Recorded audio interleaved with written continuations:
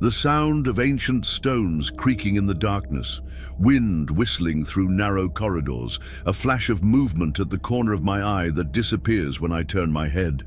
These were my first experiences at Glamis Castle, but they would not be the last. What began as academic research into Scottish architecture quickly descended into a nightmare that follows me even now, across the ocean to my home in Quebec. I came to document whispers, but instead became part of them. My name is Jean-Michel Bouvier, and this is my truth. Subscribe to the channel and turn on notifications, because what you're about to hear is real. It was autumn when I arrived at Glamis Castle. The ancient stone fortress loomed against the Scottish sky, its towers and turrets like bony fingers reaching for the clouds. As an architectural historian from Université Laval in Quebec, I had secured a rare 3-month residency to document the structural evolution of this 650-year-old monument. My French-Canadian background seemed a world away from this ancient Scottish landscape.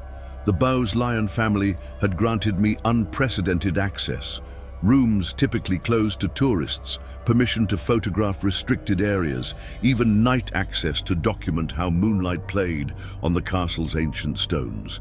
What I didn't realize was that this access would come with a price. "You'll be staying in the East Wing," the estate manager, Mr. McGregor, informed me as we walked through corridors lined with portraits of stern-faced aristocrats. "It's quieter there, better for your research." He paused before adding, "And please, Monsieur Bouvier, some areas of the castle are private. The family insists that certain spaces remain undisturbed." I nodded, thinking nothing of it. Every historic estate had its boundaries. My journey to Glamis had been long, from Quebec City to Montreal, then London, Edinburgh, and finally the rural roads of Angus County.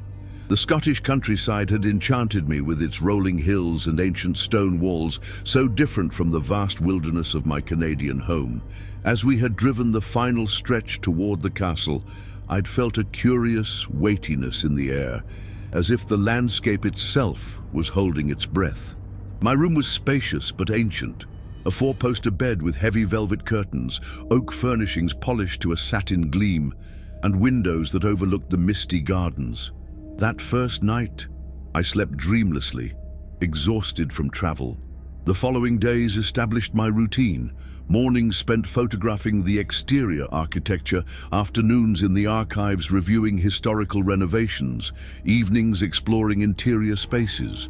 I quickly became familiar with the castle's labyrinthine layout, the great hall with its cathedral-like height, the crypt's cold austerity, the chapel where one seat always remained empty, for the White Lady, the tour guides whispered.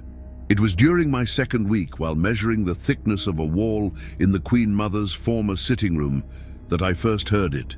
A child's laughter, quick and mischievous, though there were no children in the castle. I dismissed it as an acoustic trick, the ancient stones playing with sound. That night, I awoke precisely at 3:17 a.m., the digital numbers of my alarm clock glowing in the darkness. Something had pulled me from sleep, a sensation rather than a sound, the feeling of being watched. I lay motionless, my breath shallow, listening to the silence. The old radiator clanked, the wind sighed outside my window, but beneath these familiar sounds was something else, a soft, rhythmic breathing that wasn't my own. "Hello?" I whispered, my voice embarrassingly small in the darkness. The breathing stopped abruptly. I fumbled for the lamp switch, flooding the room with warm light. Empty. The heavy wardrobe door was closed, the bathroom vacant, the window locked from inside. Yet the sensation of a presence lingered like a perfume in the air, something with weight and intention. I didn't sleep again that night. "The castle has many stories," Mrs. Campbell, the head archivist, told me the next day when I casually mentioned my nocturnal unease. "Some say the little pageboy still plays his tricks." "Pageboy?" I asked, looking up from the architectural plans I was studying. "Oh yes, back in the 1800s. Poor lad was punished for misbehaving, made to sit on a stone seat outside what's now the Queen Mother's sitting room. Winter night it was. They forgot about him, and he froze to death, still sitting there, obedient to the end. She shrugged. They say he trips people sometimes or pulls away bedclothes in the night. I laughed nervously. Bereavement, my blanket stayed in place. She didn't smile back. There are worse things in Glamis than a playful boy. The way she said it, her Scottish brogue suddenly pronounced, her eyes no longer meeting mine, made the hair on my arms rise. Mrs. Campbell was in her 60s, her grey hair perpetually escaping its bun, her cardigan pockets always bulging with reading glasses and ancient keys. She had initially seemed pleased to assist me, guiding me through the archives with grandmotherly patience. Now, something in her manner had shifted. "What do you mean, worse things?" I pressed. She busied herself rearranging folders. "Just old stories. Every castle has them. Now, these plans from 1850 should help with your study of the east turret modifications." I recognized deflection when I saw it. Later that day, I sought out Duncan, a young groundskeeper who had been friendly since my arrival. Over cigarettes behind the greenhouse, a habit I'd long abandoned in Quebec but resumed in Scotland's perpetual dampness, I asked about Mrs. Campbell's cryptic comment. Duncan's weather-beaten face grew serious. "The castle has a darkness to it," he said, his voice low though we were alone. "My grandfather worked here for 40 years, said there were nights when the entire staff would hear wailing from the west wing, like an animal in pain, but not quite animal. Management would tell them it was just the wind or old pipes, but they knew." He crushed out his cigarette under his boot. "There's a reason some of the older staff won't work after sunset. The first serious incident occurred during my 3rd week. I was working late in the North Tower, documenting the unusual spiral staircase construction, when my camera stopped working. No battery warning, no technical error. It simply died. As I fumbled with it in the dim light, the temperature plummeted. My breath fogged in front of me, though it was only September. Then a whisper. A woman's voice, so close I could feel breath on my ear. "Il est toujours ici." He's still here. I spun around, heart thundering. The stairwell was empty, the weak flashlight beam revealing nothing but stone walls and dust motes. "Hello?" I called, my voice embarrassingly thin. "Is someone there?" Silence answered. Then a soft sound from above, the shuffle of feet on stone. I aimed my flashlight upward, but saw only darkness beyond its reach. The rational part of my mind, the academic, the skeptic, suggested drafts, echoes, stress-induced hallucinations. But something deeper, more primitive, recognized the truth. I was not alone.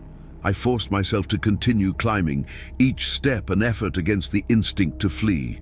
The staircase corkscrewed upward, the worn steps uneven beneath my feet. The air grew colder still, my fingers numbing around the flashlight.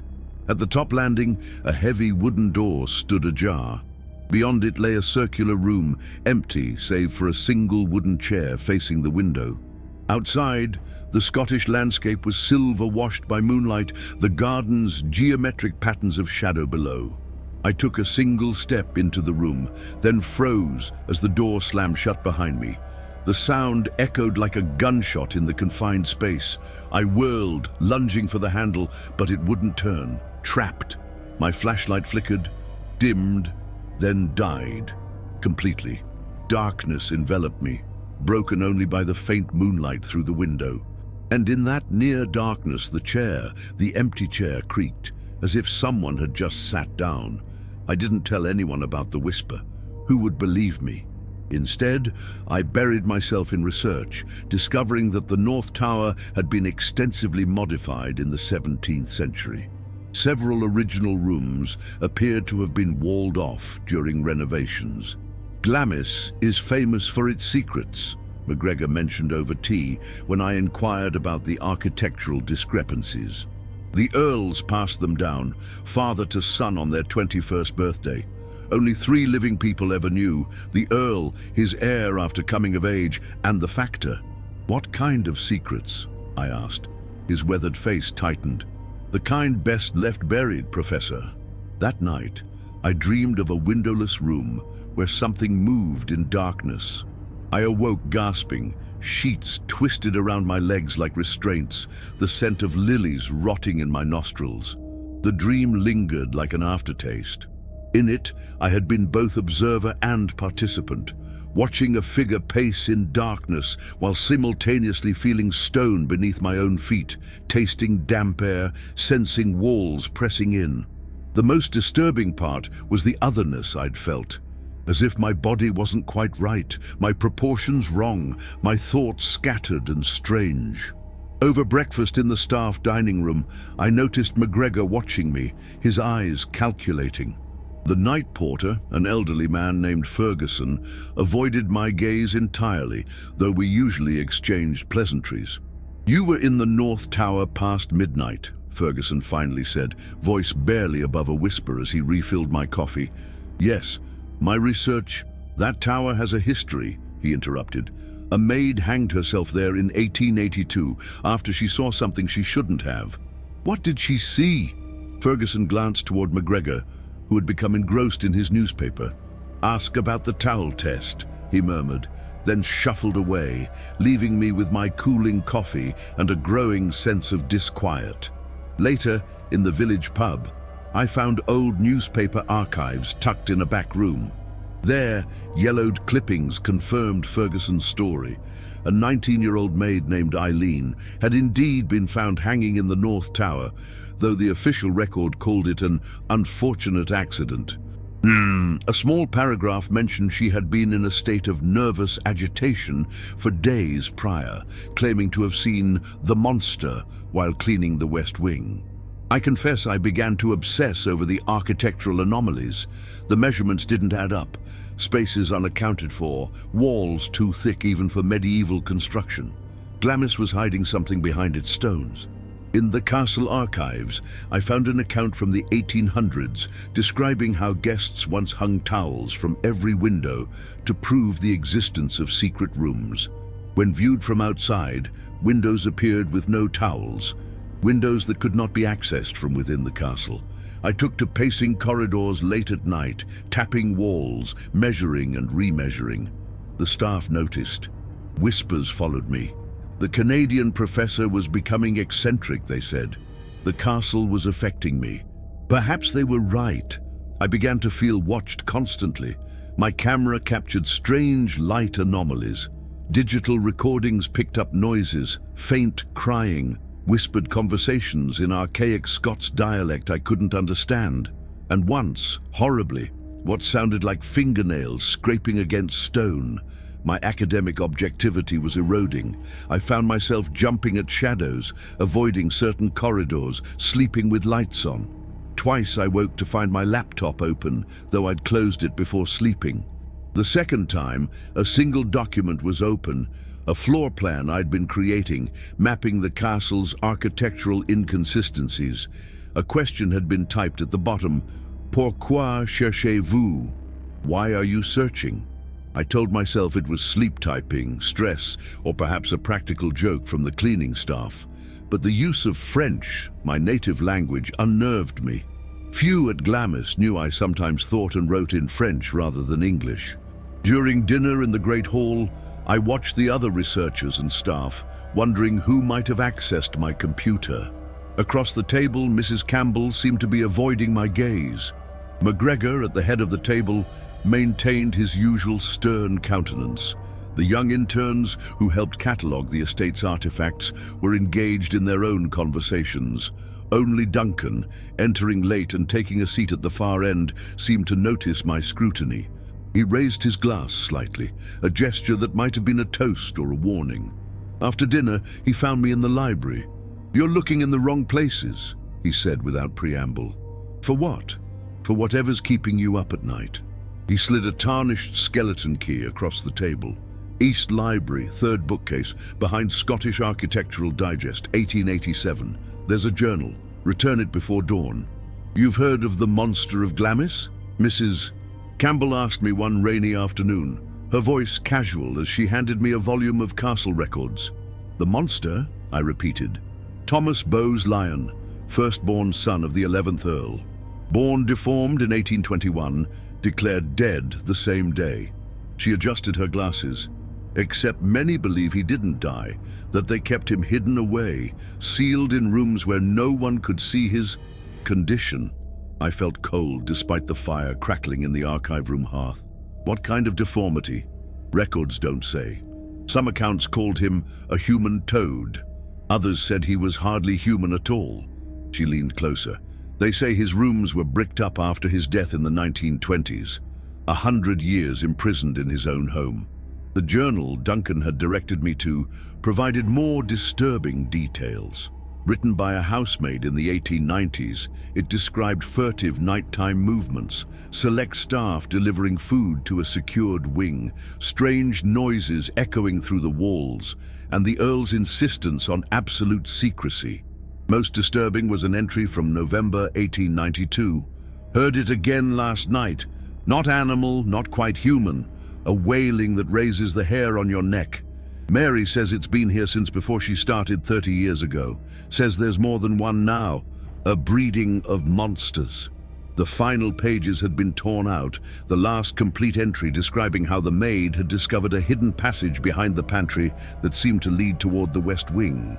Tomorrow night, I shall see for myself what the family hides, she had written. There was no record of what, if anything, she found. I spent the next day searching for birth and death records from the Glamis estate. I discovered periodic gaps, spans of months where births were recorded but no christenings performed. In several instances, children were recorded as born and died on the same day, with no cause of death listed.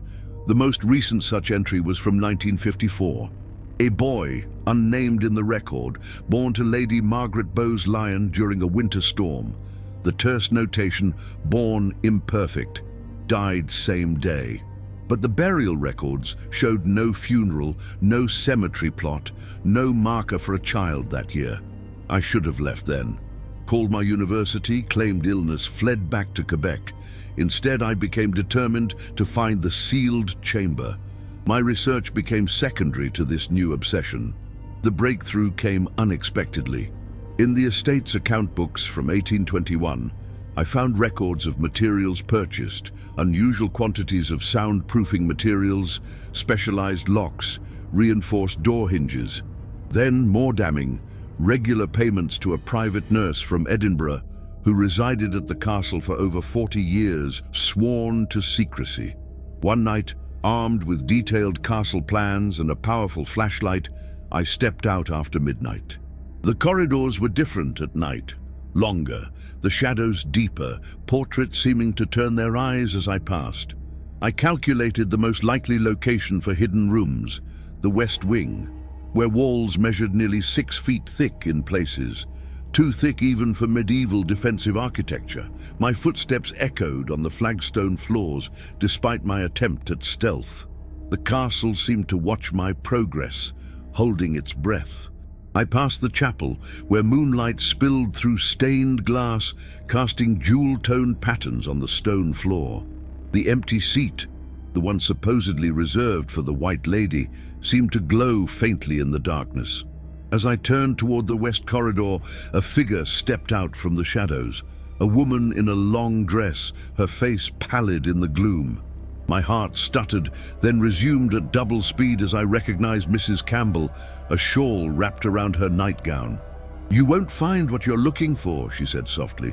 "I'm just cataloging architectural features," I lied, hiding my flashlight behind my back like a guilty child.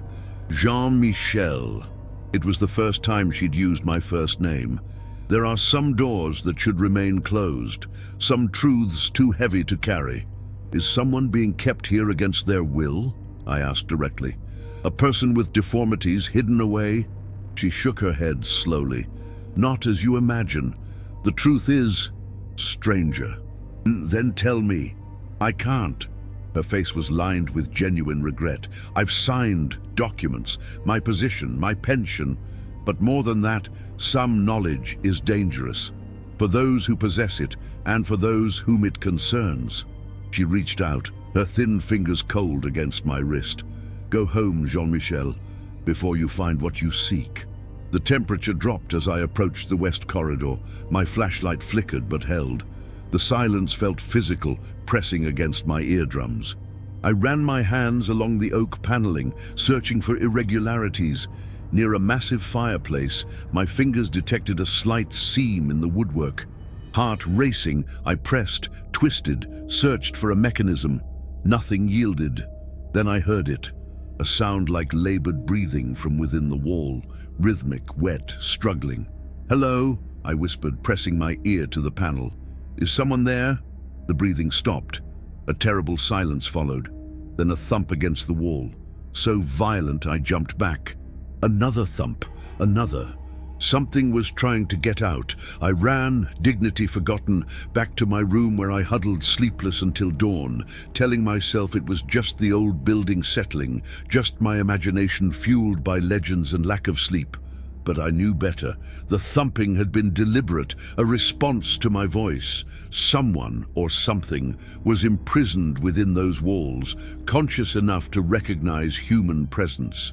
In the pale light of morning, I meticulously transcribed everything I'd experienced, every historical reference I'd found. I encrypted the files and emailed them to my personal account in Quebec, then to 2 colleagues at Université Laval with a note not to open them unless they didn't hear from me for 30 days. Paranoid? Perhaps. But the castle's oppressive atmosphere was affecting me more deeply than I cared to admit. My dreams were increasingly vivid. Sequences where I crawled through narrow passages, my body misshapen, my lungs straining for air. I'd wake gasping, convinced I was trapped in a space too small for my frame. Most disturbing were the episodes of lost time. Twice now, I'd found myself in different parts of the castle with no memory of how I'd gotten there.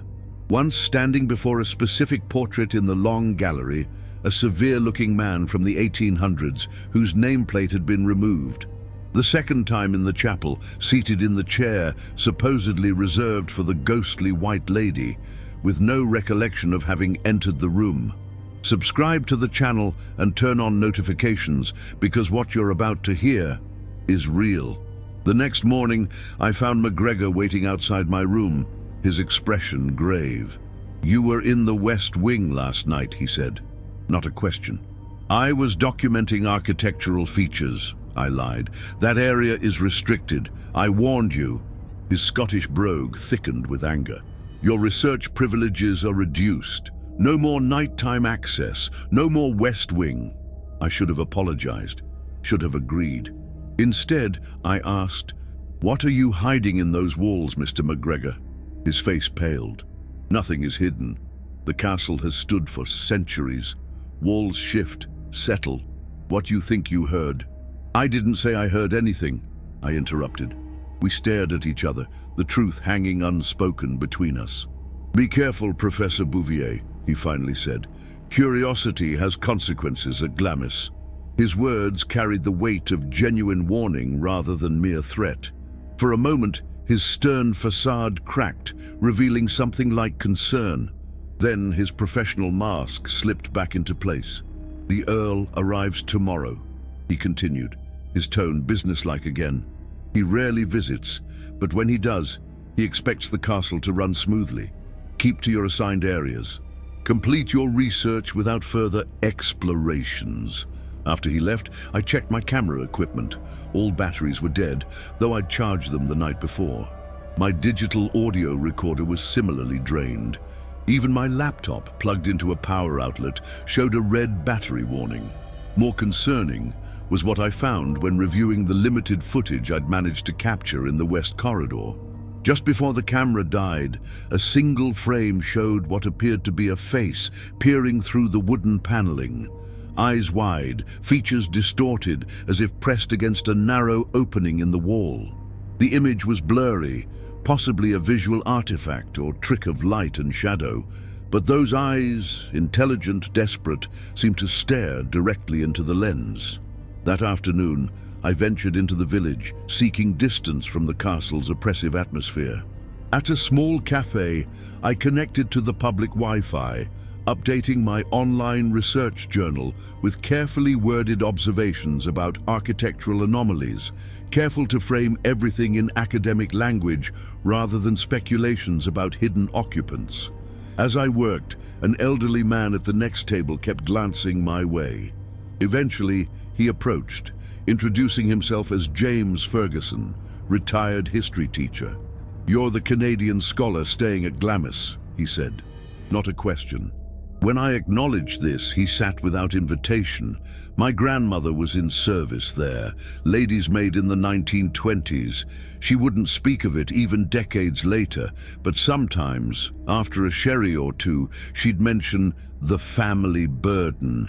Said it wasn't just one secret, but generations of them, locked away where daylight never reached. That night, I woke to find a woman standing at the foot of my bed. The moonlight shone through her translucent form, a young woman in Tudor-era dress. Her throat was discolored with bruising, her eyes sorrowful. "Il souffre encore," she whispered. "He still suffers." I couldn't move, couldn't breathe. She glided closer, the temperature plummeting as she approached. Her hand, cold as grave dirt, touched my cheek. "Libérez-le," she pleaded. "Free him." Then she was gone, leaving only the lingering scent of burning flesh in the air. I spent the remainder of the night with the lights on, doors locked, trying to convince myself it was just a dream. But the chill lingered in the room until morning, and when I looked in the mirror, a faint handprint marked my cheek, like a bruise beginning to form. Historical research identified her as Janet Douglas, Lady Glamis, executed for witchcraft in 1537, a political murder orchestrated by King James V, who hated her family. According to castle law, she haunted the chapel as the Grey Lady or White Lady, depending on which tour guide was speaking. But why had she appeared in my room, speaking French, a language she would never have known in life? "He still suffers," she had said. Not they, but he, a single entity, still present, still in pain. At breakfast, Duncan mentioned that the Earl had arrived before dawn, a tall, stern man in his 60s who had immediately closeted himself with MacGregor and the estate's solicitor. "They've been arguing," Duncan confided. "My cousin Paula works in the kitchen. Says the Earl was shouting about ending it once for all and modern times calling for modern solutions. MacGregor kept saying something about family obligations and centuries of tradition." I tried to appear only mildly interested, though my heart raced. "Ending what?" Duncan shrugged. "Castle finances, maybe. The place costs a fortune to maintain." But I knew it wasn't about money. The Strathmore family had maintained Glamis for 650 years through wars, economic downturns, and changing times. Whatever the Earl wanted to end was something far more burdensome than mere financial obligation. That afternoon, I was summoned to MacGregor's office. To my surprise, the Earl himself was present, Thomas Bowes-Lyon, 19th Earl of Strathmore and Kinghorn, a lean man with aristocratic features and coldly assessing eyes. "Professor Bouvier," he said, not rising as I entered. "I understand you've been conducting architectural research. Fascinating field. My family has always valued academic pursuits." The pleasantries continued, but beneath them lay purpose. The Earl was evaluating me, measuring my words against some private standard. Finally, he came to his point. "Your access to the castle archives will end Friday. We're digitizing the collection, you see. Modernization." His smile didn't reach his eyes. "I'm sure you've gathered sufficient material for your monograph by now."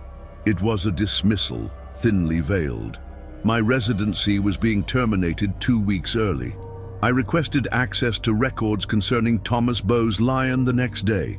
Mrs. Campbell seemed unsurprised. "They've already been removed from the archives," she informed me, "on Mr. MacGregor's orders." "When?"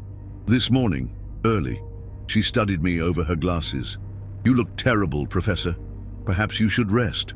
Instead, I drove to the village library in Forfar.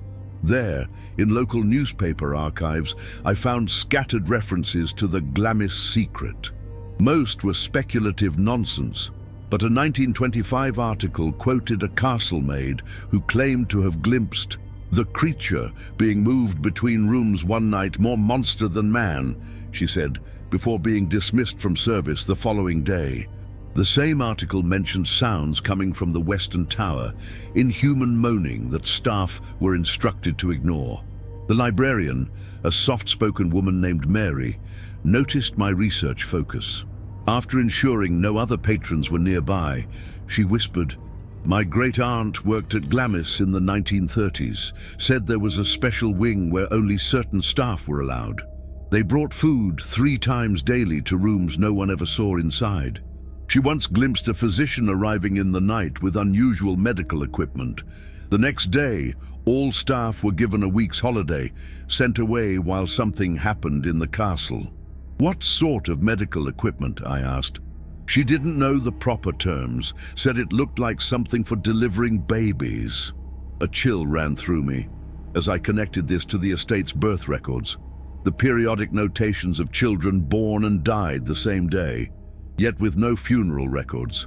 I spent hours cross-referencing local obituaries with castle birth records, looking for patterns.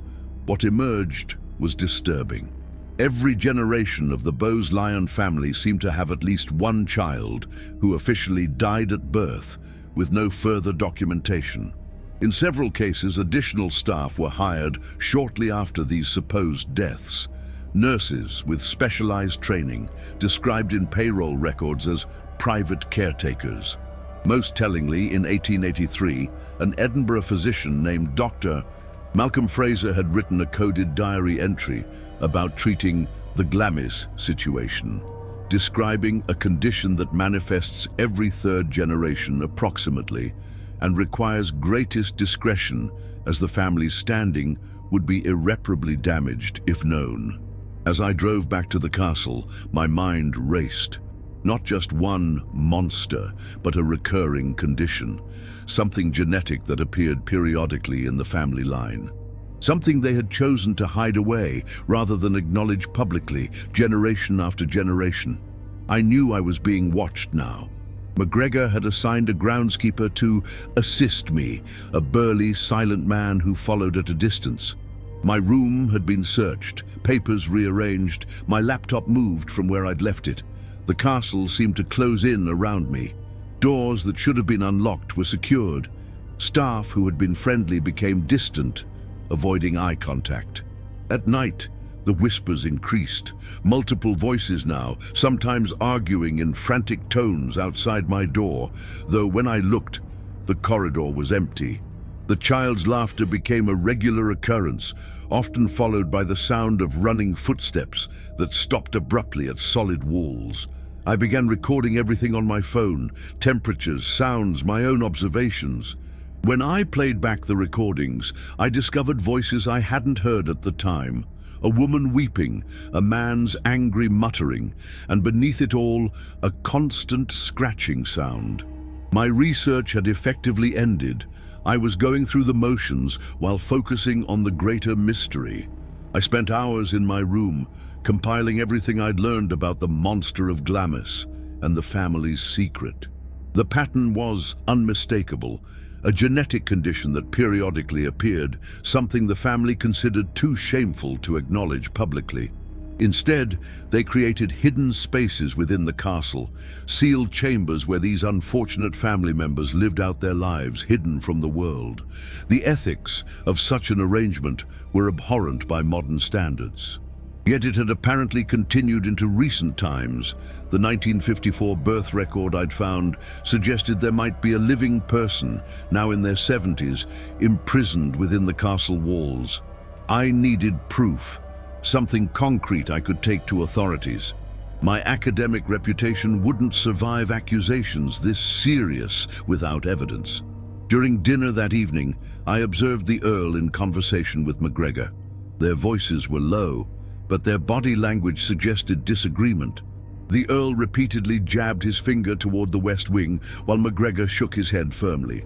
Later, I overheard fragments as they passed my partially open door. Modern facilities, humane treatment, cannot continue as it has, the Earl was saying.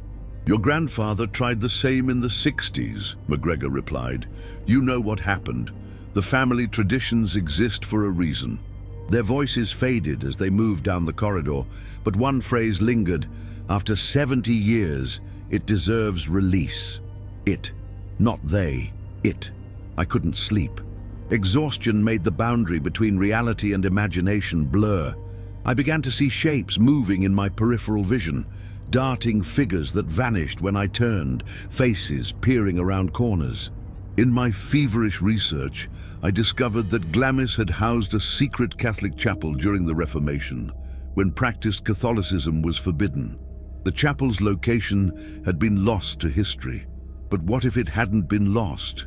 What if it had been repurposed? I recalled an architectural text mentioning that sacred spaces were sometimes converted to other uses while maintaining their proportions. If I could find the original chapel dimensions. The castle archives yielded pre-Reformation plans. Using these, I calculated the chapel's likely position, directly adjacent to the area where I'd heard the thumping in the wall. With only 2 days remaining before my enforced departure, I had nothing to lose. After dinner, I feigned illness and retired to my room early. Once the night's final patrols had passed, I slipped out, taking a circuitous route to avoid the night porter's usual rounds. The castle was different at night, more alive somehow, the air thick with presence. The portraits seemed to watch my progress, their painted eyes following as I passed. Twice, I heard footsteps behind me, but when I turned, the corridor was empty. Once, I distinctly heard a child's voice say, "Suivez-moi," follow me, though no one was visible. The hidden chapel, according to my calculations, would lie behind an unremarkable corridor in the west wing. The wall there was paneled with dark wood, centuries old and intricately carved. I ran my fingers along the seams, seeking irregularities, pressure points, anything that might reveal a hidden mechanism. Nothing. I stepped back, frustrated, then noticed something odd. A wainscot panel that seemed slightly darker than its neighbors, as if it had been replaced or more frequently touched. I pressed it experimentally. A soft click, then silence. I pressed harder, leaning my weight against it. The panel swung inward, revealing a narrow passage beyond, a tight corridor barely wide enough for a single person, walls of rough stone glistening with damp. A chill breath of air flowed outward, carrying the scent of mildew and something else, a medicinal smell, antiseptic. I hesitated only briefly before stepping into the darkness, my flashlight beam creating more shadows than illumination. The passage sloped downward, curving slightly to the left. The air grew colder, heavier with each step. After perhaps 30 feet, the passage opened into a small antechamber. 3 doors led from it, solid oak bound with iron, each secured with a modern padlock. Above each door was a small barred window at eye level. Heart pounding, I approached the first door. Standing on tiptoes, I shone my light through the bars, an empty room beyond, small, cell-like, with a narrow bed and simple facilities. The walls were covered with faded floral wallpaper, incongruously cheerful. The room appeared long abandoned, dust covering every surface. The second door revealed a similar scene, another empty room, this one containing medical equipment from the mid-20th century, an examination table, cabinets of supplies. A logbook lay open on a desk, but from my position, I couldn't read its contents. I moved to the third door, dread building with each step. This room would not be empty. I knew it with inexplicable certainty. Rising on tiptoes again, I pressed my face to the bars. My opportunity came during a staff dinner celebrating the head gardener's retirement. With the castle temporarily understaffed, I slipped away to the west wing. This time, I brought tools, a small hammer, a pry bar, a powerful flashlight. If this time, I brought tools, a small hammer, a pry bar, a powerful flashlight. If there was a sealed room, I would find it. The corridor was darker than I remembered, the air stagnant. My flashlight beam caught dust motes swirling in patterns that seemed almost deliberate, like they were being disturbed by movement I couldn't see. I found the panel again, ran my fingers along its seams. This time, I noticed subtle wear marks near the baseboard, as if something opened outward. I pried gently with my tool. Nothing happened. I was about to try another spot when I heard McGregor's voice behind me. Step away from the wall, Professor Bouvier. I turned slowly, my heart sinking. McGregor stood 10 paces away, his face granite hard in the dim light. But he wasn't alone. Behind him loomed 2 men I'd never seen before. Security personnel, judging by their stance and expressionless faces. "You're trespassing in a restricted area," McGregor continued, his Scottish accent thickening with anger, "after explicit warnings." "This castle has architectural anomalies that deserve study," I replied, trying to keep my voice steady. "As a historian, you're not here as a historian anymore." He stepped closer. "You're here as a trespasser. These gentlemen will escort you to your quarters. You'll remain there until morning, when transport will take you to Edinburgh Airport. Your research residency is terminated." The security men moved forward, their intent clear. But something made me stand my ground. "What are you hiding behind this wall, Mr. McGregor, or should I say who?" His face betrayed nothing, but I saw his hands tighten into fists. "Last chance to leave with dignity, Professor." Perhaps it was exhaustion, or the accumulated tension of weeks, but something in me snapped. The Strathmore family has been hiding deformed family members for generations, I said loudly, my voice echoing in the corridor. "Imprisoned in sealed rooms, while you maintain the fiction that they died at birth. It's criminal." I never finished. One of the security men moved with surprising speed, his hand covering my mouth while the other pinned my arms. I struggled, but to no avail. McGregor stepped close, his face inches from mine. "You understand nothing," he hissed. "Nothing of our burden, our duty, our sacrifice. The family protects more than its reputation, Professor. It protects the world from things it cannot comprehend." He nodded to the men. "Take him to the East Guest Room. No communications, no devices. The Earl will decide how to proceed." As they dragged me away, I caught a glimpse of movement from behind the wall panel. A shadow shifting, as if something had been listening to our confrontation. They locked me in a room I'd never seen before. A Spartan chamber in the east wing with barred windows and a reinforced door. My phone, laptop, and research materials were confiscated. All that remained was the clothes I wore and the growing certainty that I had stumbled onto something far darker than family shame. Hours passed. I alternated between pacing furiously and sitting on the narrow bed, replaying everything I'd learned.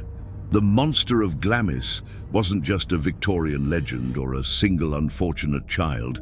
It was a family curse that reappeared periodically, something genetic perhaps, or something else entirely. Most disturbing was McGregor's final statement.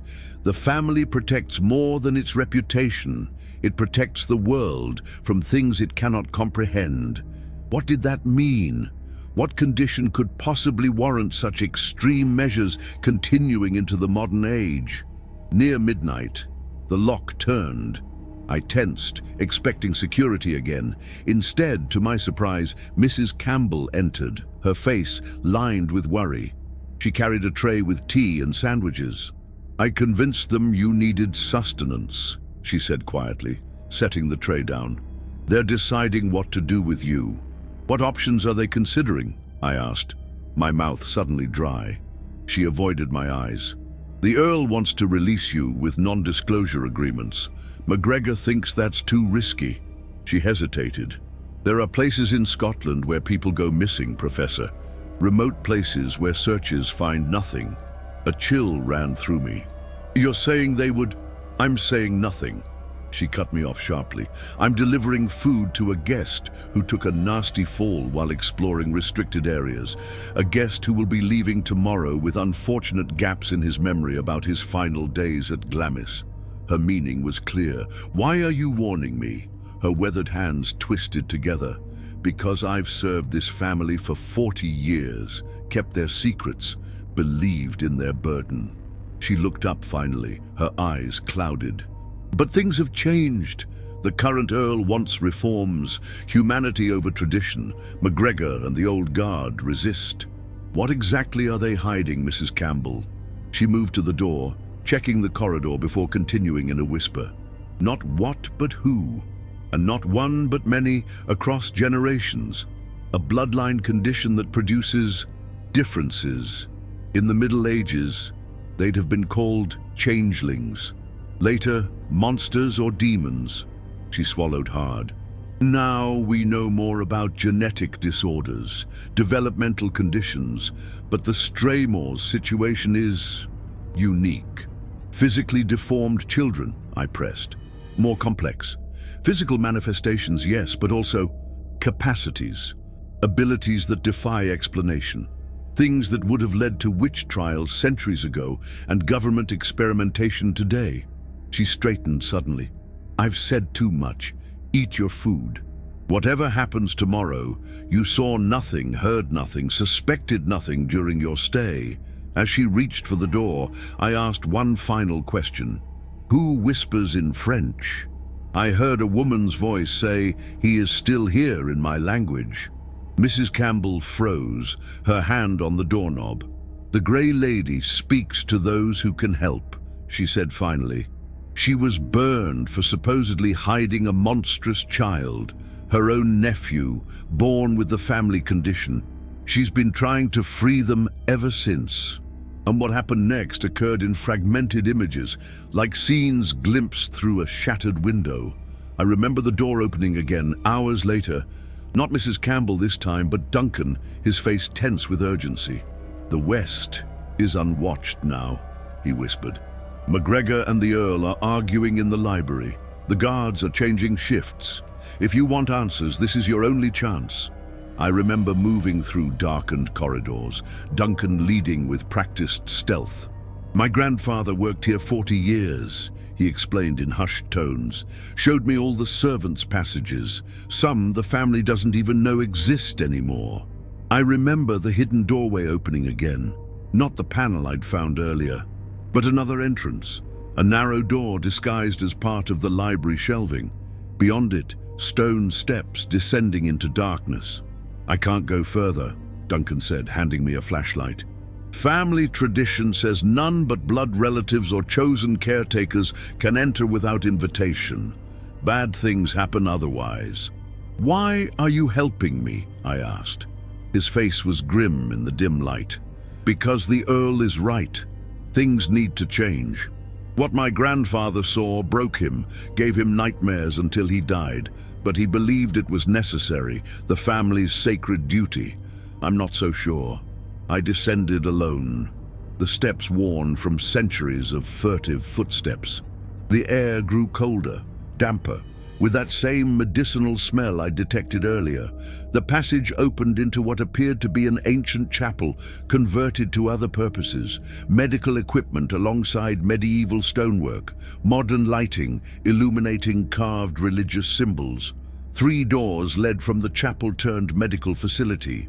Unlike the vision I'd had earlier, these doors were modern, reinforced steel with electronic keypads. But beside each one was an older mechanism, a traditional keyhole that appeared centuries old, incongruous against the steel.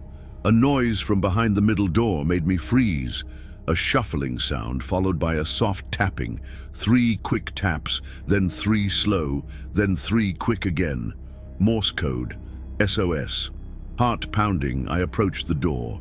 A small viewing port at eye level was closed from the outside. I hesitated, then slid it open. Eyes stared back at me, human eyes in an inhuman face. The proportions were wrong, the orbits too wide apart, the brow too pronounced, yet the intelligence in those eyes was unmistakable. Recognition, awareness, hope. The face moved back from the opening, revealing more of its form, humanoid but distorted, the limbs elongated, the skin a pallid grey that suggested generations without sunlight. It wore simple clothing, drawstring pants, a tunic-like top. It lifted a hand, fingers too long, joints too numerous, and pointed to the keypad, then to a worn section of wall beside the door. Following its direction, I found a loose stone. Behind it was an ancient key, tarnished with age. Understanding dawned. The electronic locks were recent additions. The original mechanisms remained as backup. As I lifted the key, Alarms suddenly blared throughout the corridor. Harsh, electronic wailing. The creature behind the door backed away, its strange face contorted in what might have been fear. Heavy footsteps pounded down the stone stairs. I had seconds, no more. I made my decision. The key slid into the ancient lock with unexpected ease. It turned with a heavy clunk that suggested bolts withdrawing. Then I was pushing the door open, modern alarms still screaming as I came face to face with the monster of Glamis. I don't remember McGregor striking me. I woke hours later in a hospital bed, a bandage wrapped around my head, my thoughts fragmented like broken glass. A doctor with a Highland accent told me I'd fallen down stone steps at Glamis Castle, an unfortunate accident while exploring restricted areas. My belongings sat in a neatly packed suitcase beside the bed. My laptop was there, but when I checked, all files related to my Glamis research had been deleted. My phone had been reset to factory settings. My physical notes were missing entirely. "The Earl of Strathmore has covered your medical expenses," the doctor informed me. "Very generous, considering you were trespassing. Your flight to Montreal leaves tomorrow morning. Hospital policy requires overnight observation for head injuries."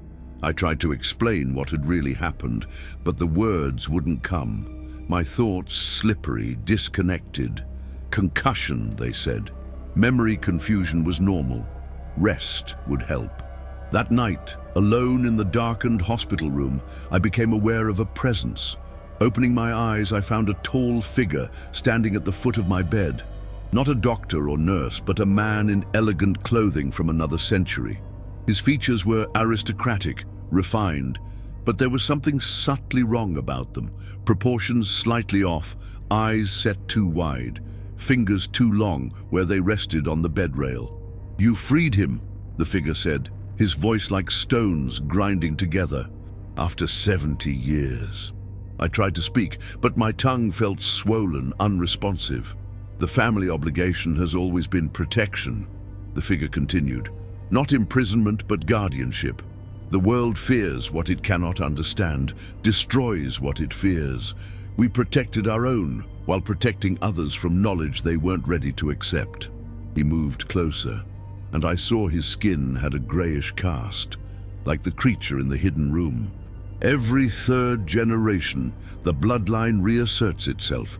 The old form returns, not a deformity but a reversion, to what we once were, before we walked among humans." I must have made some sound of confusion, because he smiled, a too wide movement revealing teeth that seemed oddly numerous. "We are very old, Professor, older than the castle, older than Scotland itself. We have worn human guise for centuries, but blood will tell, always blood will tell." He reached out one long-fingered hand, touching my forehead gently. "You've seen too much, but also too little. The Council would have your memories taken completely. I prefer selective adjustment." His touch was cold as winter stone. Darkness bloomed behind my eyes. "When you wake, you'll remember an accident, a fall, nothing more." His voice seemed to come from a great distance.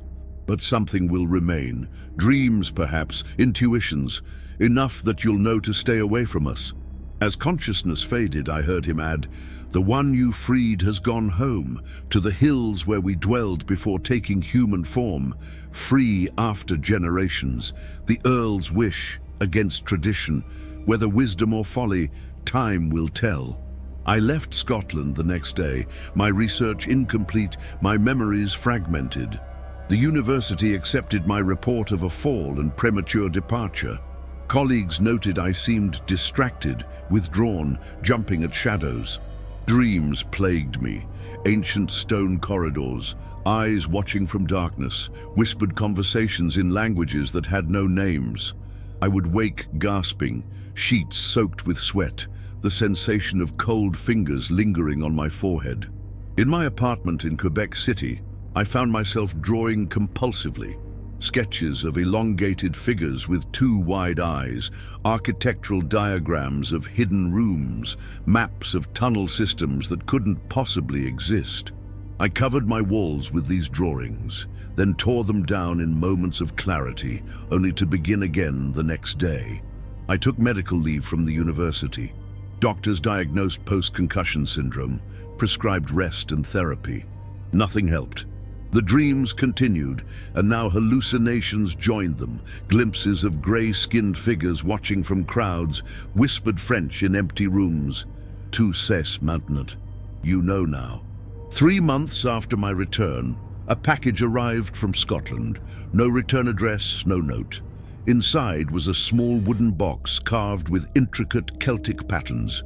The box contained a single item, an ancient iron key, identical to the one I remembered using in that underground chamber. That night, my phone rang at exactly 3:17 a.m. When I answered, I heard only breathing for several seconds, then a voice, inhuman yet recognizable, spoke in halting French. Merci pour ma liberté, mais d'autres restent. Thank you for my freedom, but others remain. The line went dead. The next morning I booked a flight back to Scotland. I stand now at the gates of Glamis Castle, 5 years after my first visit. Much has changed. The Earl died 2 years ago, heart failure, the papers said, though rumours in the village suggest darker causes.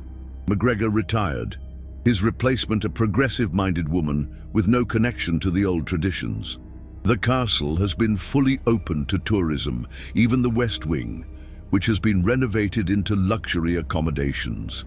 I've changed too. The nightmares have subsided, replaced by a strange clarity.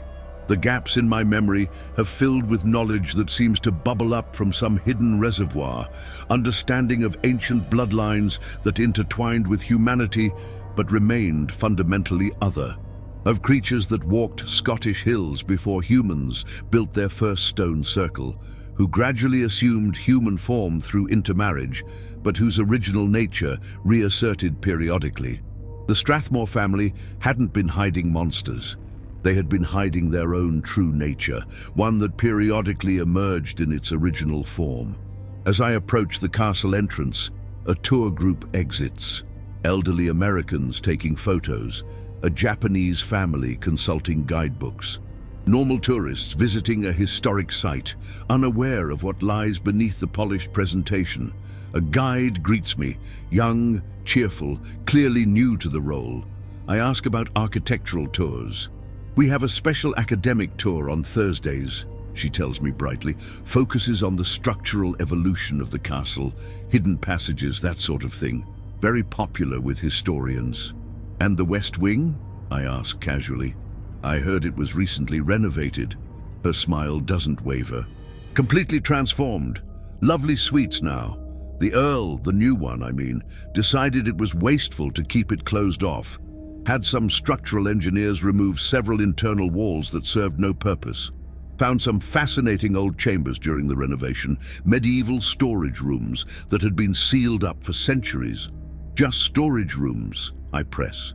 Something flickers in her eyes. Uncertainty, perhaps, or carefully rehearsed deception. That's what the report said. Though, she leans closer, dropping her voice, one of the workers quit afterward, said he saw something in one of the chambers before they were opened completely, something that shouldn't exist. I thank her and move on, circling the castle grounds. The gardens are immaculate as ever, but something has changed in the atmosphere. The oppressive weight I remembered has lifted. The castle seems lighter somehow, the stones no longer whispering with secrets. Near the old West Wing, I find Duncan tending to roses. He's head gardener now, his predecessor having retired. He recognizes me immediately. Professor Bouvier, he says, straightening. Didn't expect to see you back. I had unfinished business. I watch his face carefully. The renovations have changed things. He nods slowly. The new Earl believes in modernization, opening things that were closed, bringing light to dark places, and the former residents of those dark places. Duncan's weathered face reveals nothing. Gone, all of them. Some passed naturally over the years, others relocated to places better suited to their needs. The hills, I murmur, Remembering my strange midnight visitor at the hospital, Duncan's eyes widen slightly, then he nods.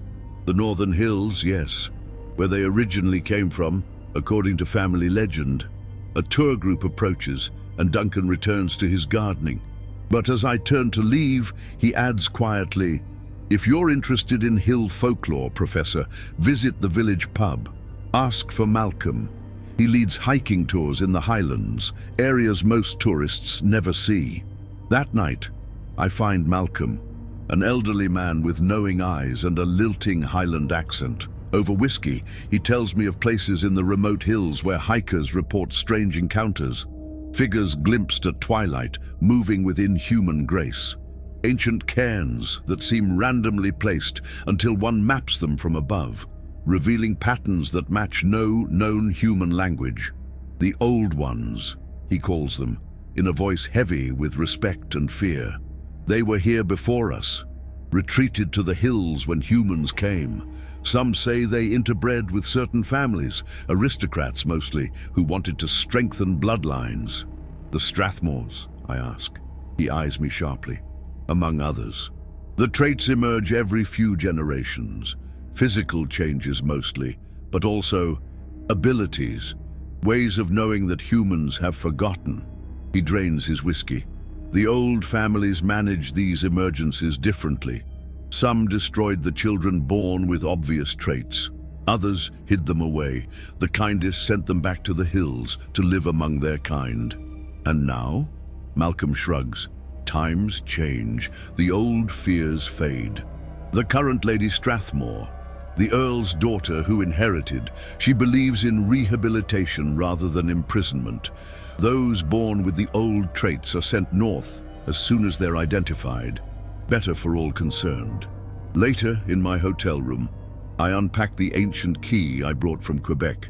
It serves no purpose now. The doors it once opened have been demolished. The chambers beyond renovated into tourist accommodations.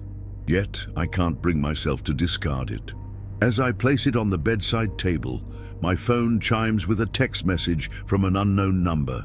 Northern Hills, Cairngorms, summer solstice. They would meet the one who freed their youngest. I book a hiking tour for the summer solstice, 6 weeks away. The Cairngorms in June are breathtaking, ancient mountains softened by heather and gorse, valleys carved by glaciers 10,000 years gone, stone circles erected by forgotten peoples. Our hiking group is small. Myself, 2 German tourists, a Scottish university student researching folklore, and Malcolm as our guide. We trek for 2 days, camping in remote valleys, before the others return to civilization. Malcolm and I continue alone, following unmarked paths deeper into the highlands. He says little, but his eyes constantly scan the horizon, watching for something. On the evening of the solstice, we make camp near a stone circle older than Stonehenge. As twilight deepens into dusk, Malcolm suddenly stiffens, staring at the surrounding hills. "They're coming," he says simply, gathering his pack. "This is where I leave you, Professor. You're not staying?" He shakes his head. "Not invited, not of the blood."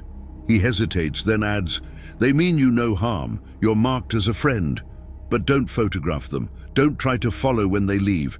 And whatever you see, perhaps best not to share it widely." After he departs, I wait alone beside the stone circle. Darkness falls completely, the remote location providing a spectacular view of stars wheeling overhead. The silence is profound. No distant traffic, no airplane engines, just the whisper of wind through heather. Then movement at the edge of my vision, figures approaching from all directions, moving with fluid grace across terrain that would challenge experienced hikers. They emerge from shadow into starlight. Tall, grey-skinned beings with the same elongated proportions I remember from Glamis. Some appear almost human, with just subtle differences. Wider set eyes, longer fingers. Others are more dramatically different, their forms suggesting the original template from which the more human variations evolved. They form a circle around me, silent, watching. Then one steps forward, smaller than the others, younger perhaps. With a shock, I recognize the entity I briefly encountered in the hidden chamber 5 years ago. Its eyes hold the same intelligence, but the fear is gone, replaced by something like serenity. Jean-Michel Bouvier, it says, my name sounding strange through its differently shaped vocal apparatus. You remember. Not everything, I admit. There are still gaps, images that make no sense. Nah, the Earl's kin altered your memories, another explains. Its French surprisingly perfect despite its unhuman mouth. But imperfectly, our kind have ways of preserving what others would erase. What are you? I finally asked the question that has haunted me for 5 years. The first one makes a gesture that might be a shrug. We have had many names. Tuatha de Danann to some, Fae to others, the old blood, the first people. It pauses. Names matter little. We were here before humans built their first fires. We retreated as they multiplied. But some remained, I suggest, interbred with human families. A sound ripples through the gathering.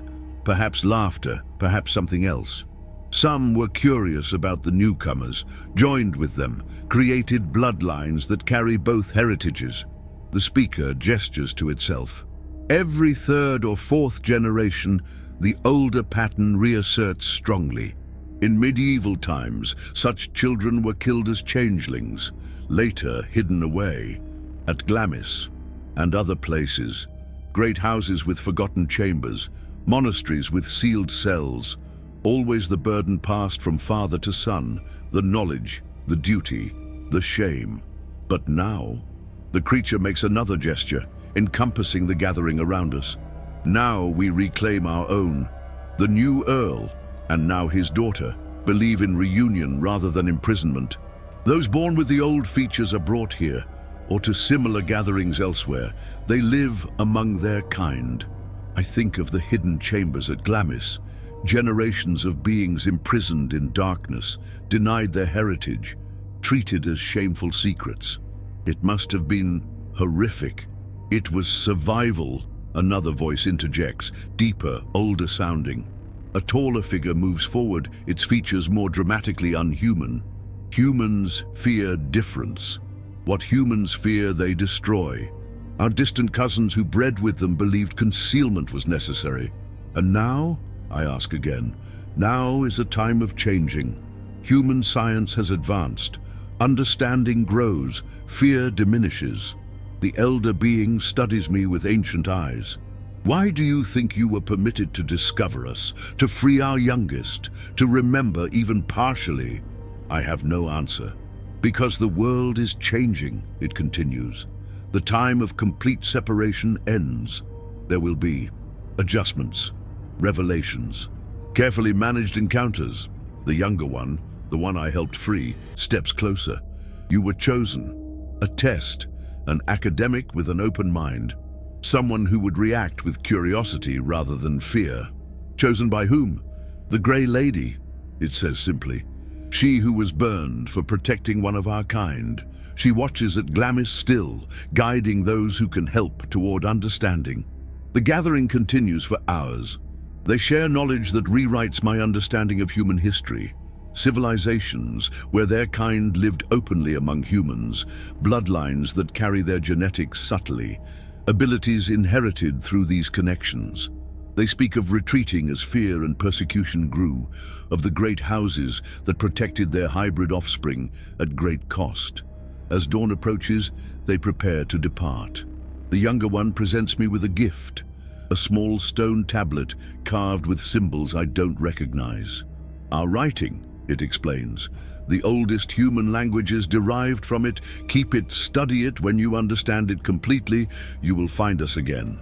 Why me? I ask, as they begin to fade into the landscape. Why trust me with this knowledge? The elder being answers, because you freed one of us without understanding what we were, without fear, with compassion rather than revulsion. It makes a gesture toward the stone tablet. Consider yourself an ambassador. The time approaches when old separations must be reconsidered. They vanish into the dawn mist, leaving me alone with questions and a stone tablet covered in inhuman writing. Back in Quebec City, I resumed teaching, but with a transformed perspective.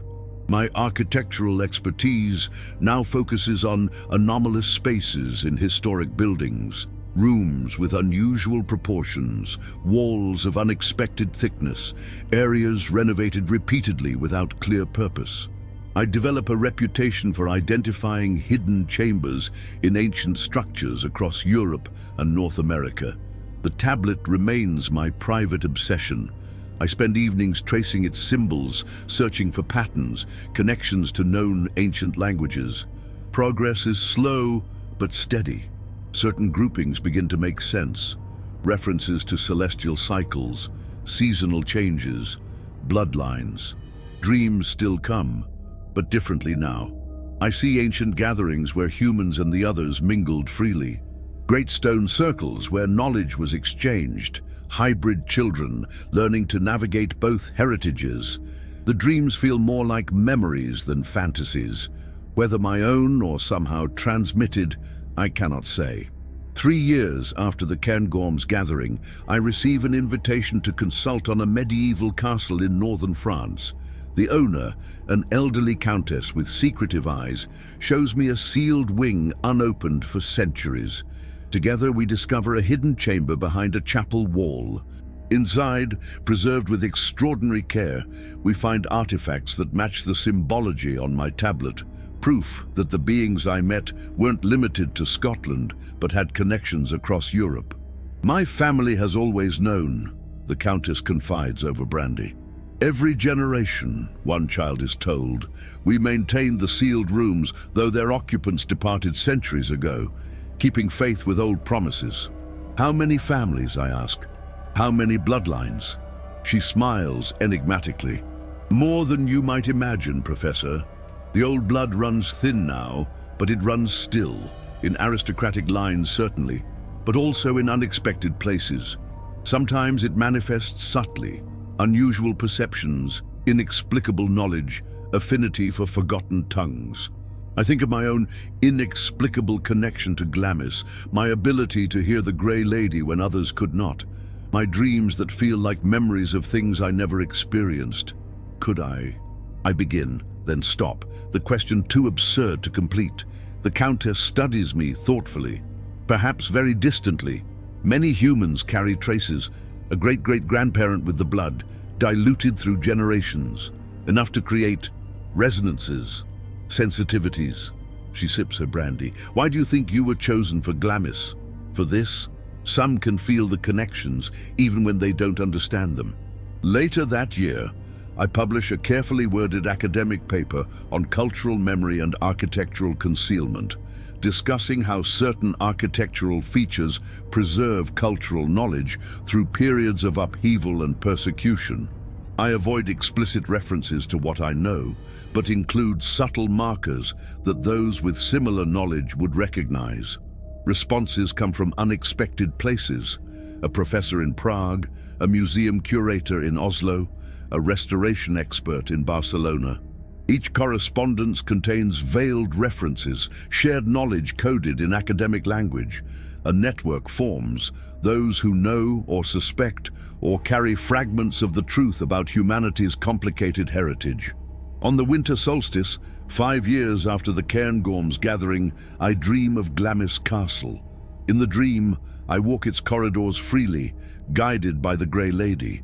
She leads me to the West Wing, now renovated beyond recognition, sterile and modern. "They are gone from here," she says in perfect French, "but not from the world. The time of hiding ends, the time of understanding approaches." I wake to find the stone tablet glowing faintly in the darkness of my bedroom, the symbols suddenly perfectly comprehensible. They tell a history older than human civilization, a promise of return, and coordinates for a gathering place. The coordinates lead to a remote location in the Laurentian Mountains of Quebec, my own territory now. The designated date is the spring equinox, 3 months away. I begin preparations for a journey that feels like both an ending and a beginning. The winter passes slowly.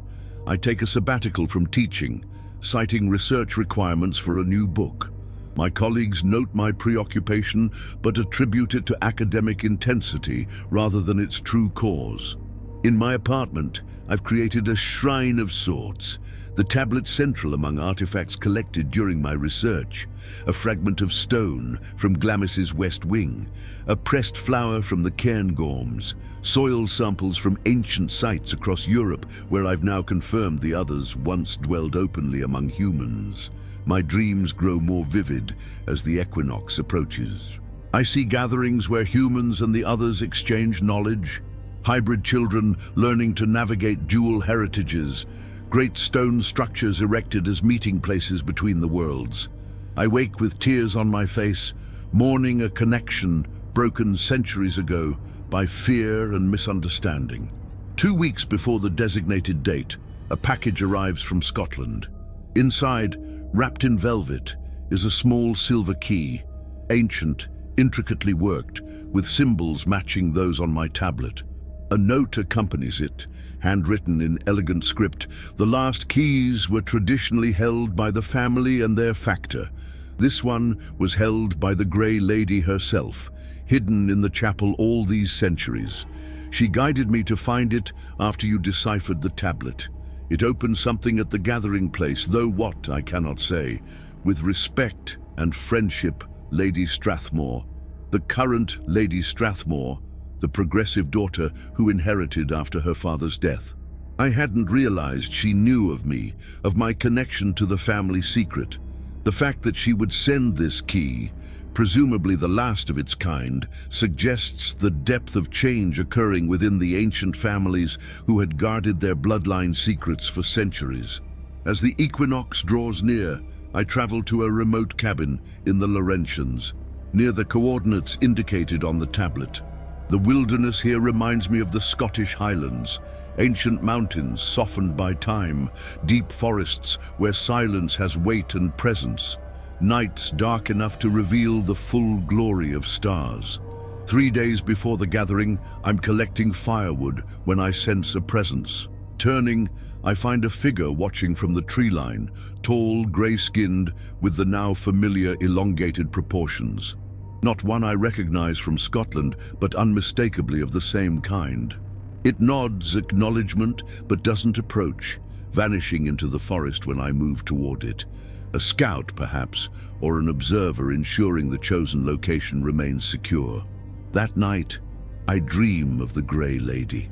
She stands in my cabin, more solid than I've ever seen her, her Tudor-era dress immaculate rather than ash-stained and torn.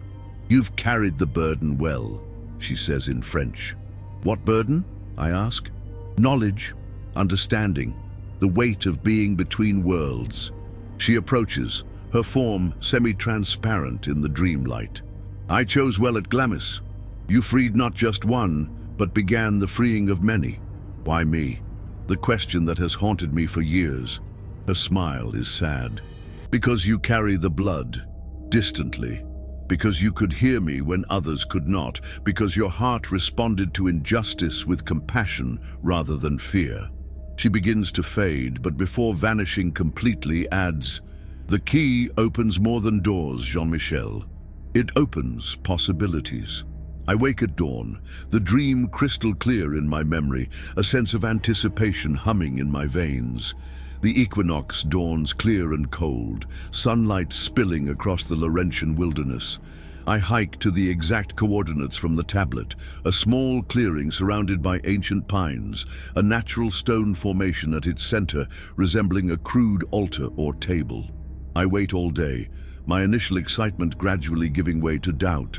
Have I misunderstood, mistranslated the tablet's instructions? The sun begins its descent, shadows lengthening across the clearing. Then, as twilight approaches, I sense, rather than hear, movement in the surrounding forest. They emerge from all directions, the same fluid grace I remember from Scotland, the same elongated figures, moving with inhuman elegance across difficult terrain.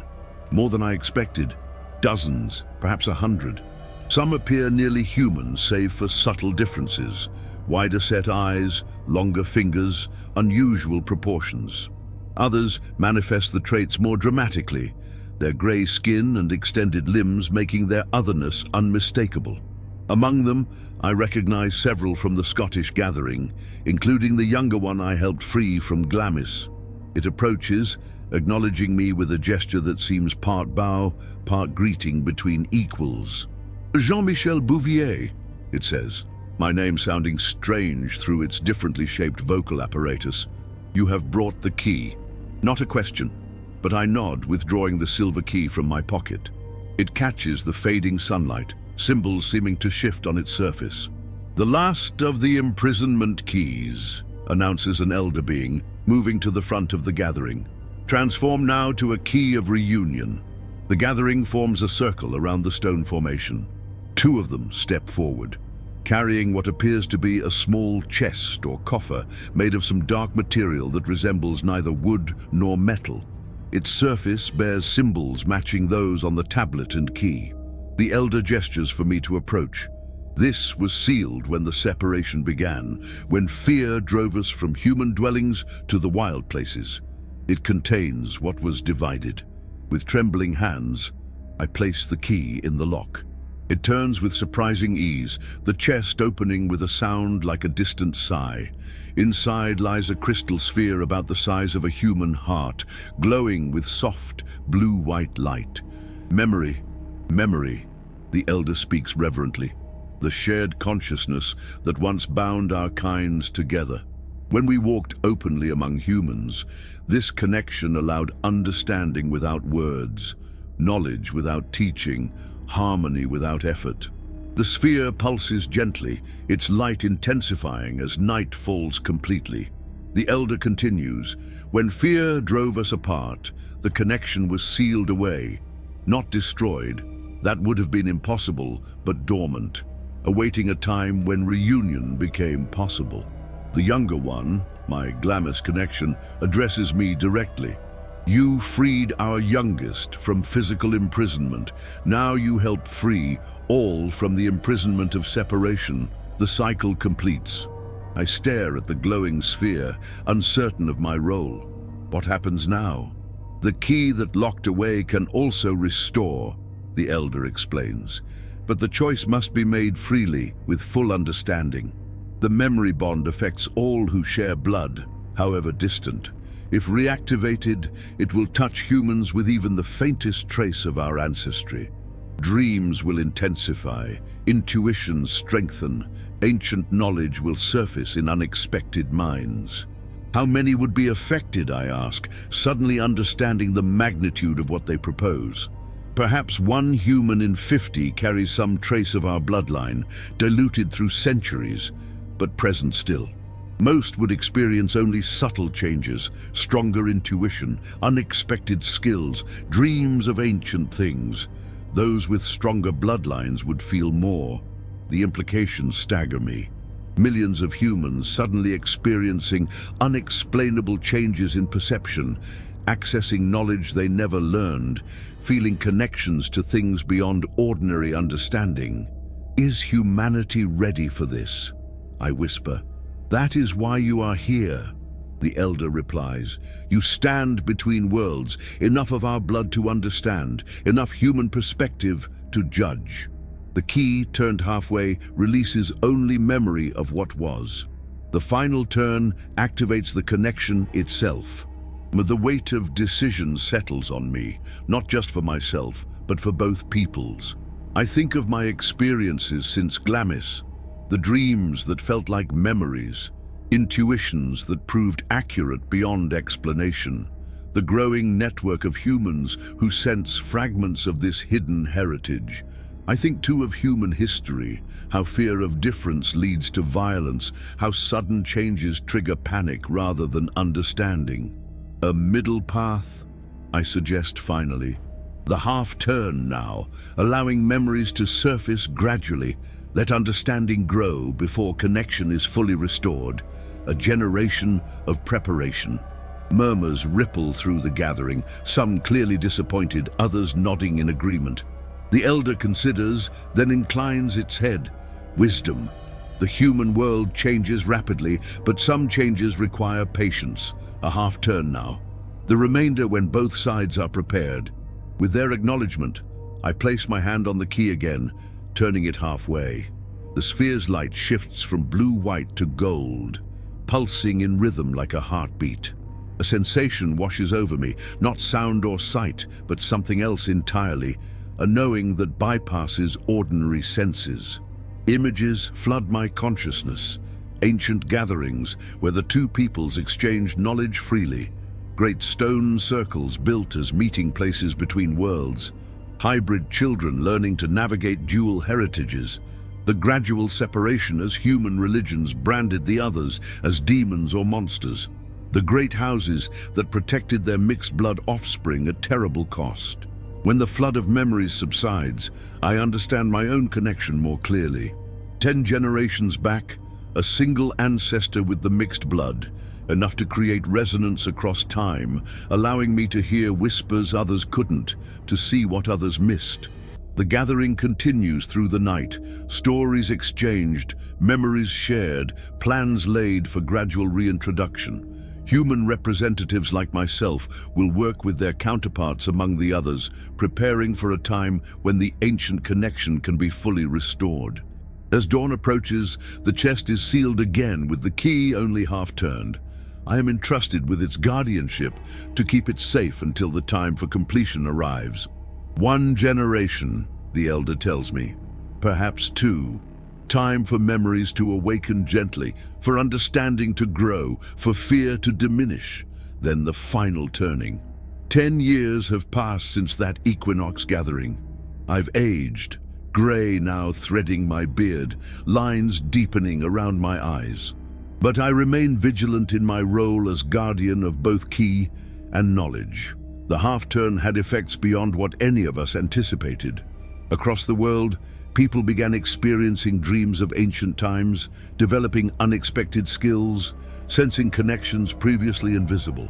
Most dismiss these experiences as imagination or coincidence, but some recognize deeper significance. My academic work has shifted completely to documenting these changes, disguised as studies in cultural memory and intuitive knowledge transmission.